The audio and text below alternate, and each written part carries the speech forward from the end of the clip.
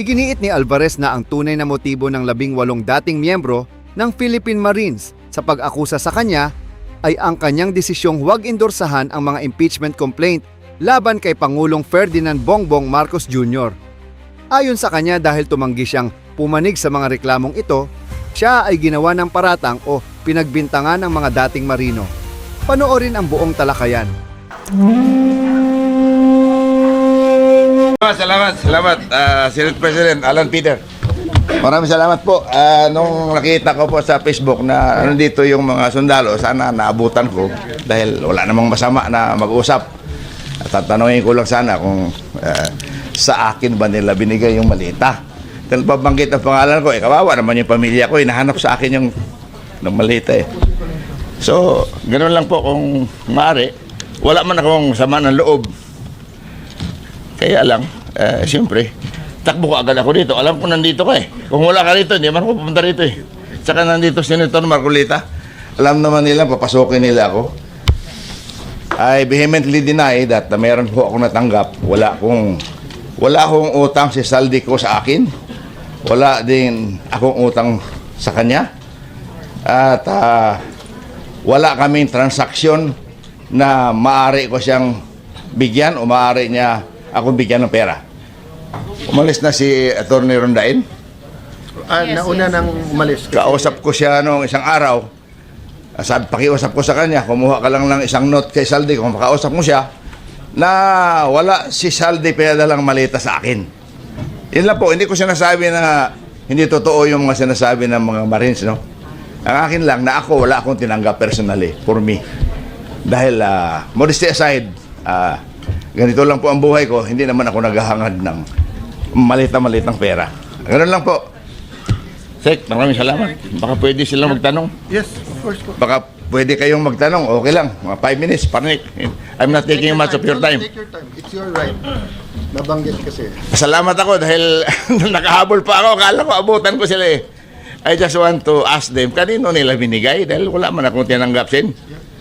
Or, Actually, nakita ko text nyo po, tapos na rin talaga. oo. At pinakyat ko, but precisely why we want everyone named to have their opportunity. And I thank you, Gov, for being here. Wala man. Kung malinis ang konsensya mo, pupunta ka rito, di ba?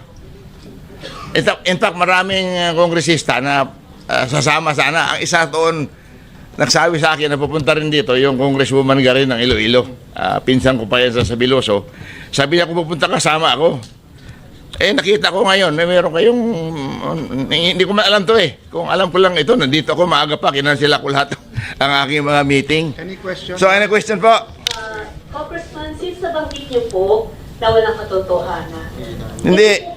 Hindi sa walang katotohanan. Wala akong tinanggap na pera, wala silang dinala sa aking malita. Okay.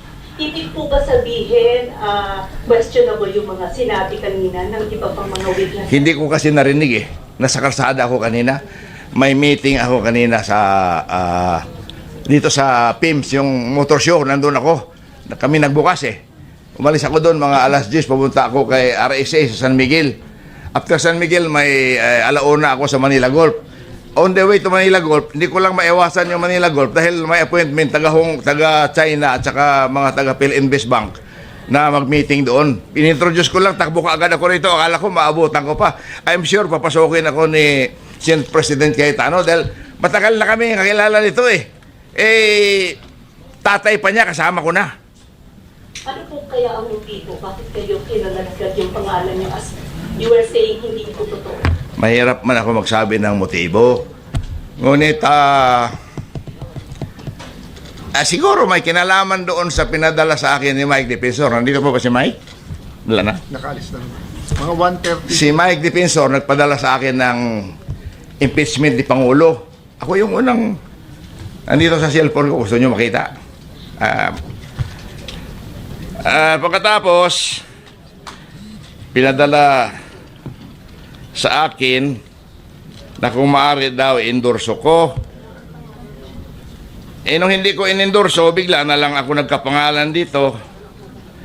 Hindi ko sinasabi na yung sinasabi na mabuhay ka, Congressman Jose Alvarez po.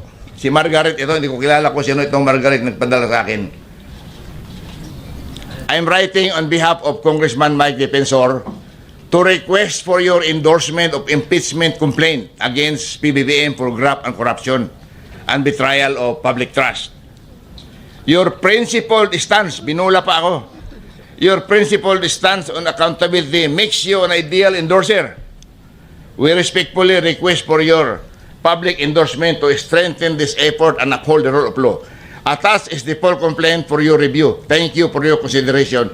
Hello po, will you endorse? Ang sagot ko, no, sorry. Hindi ko pa nga nabasa eh. Pinapa-endorse na agad sa akin, pinaprint ko ganyan kakapal. So, sunod noon, kasama na po ako dito sa Marines. Pero I can say categorically, wala po akong tinanggap na malita galing kay Saldico dahil wala naman utang si Saldico sa akin. Wala din ako utang sa kanya. Okay? Maraming salamat. Ha? Tapusin ko lang. Pasensya na. And thank you very much. No. What is the most sa relation yung sabi ko? Kung wala po talaga. Ang kakilala. Si Exaldico, congressman, kasama ko sa House. Vice Chair ako ng appropriation since 2022 up to 2025. Pero outside the house. Sinasabi nga doon na palagi ako nakikita sa yung anong bahay, Park House.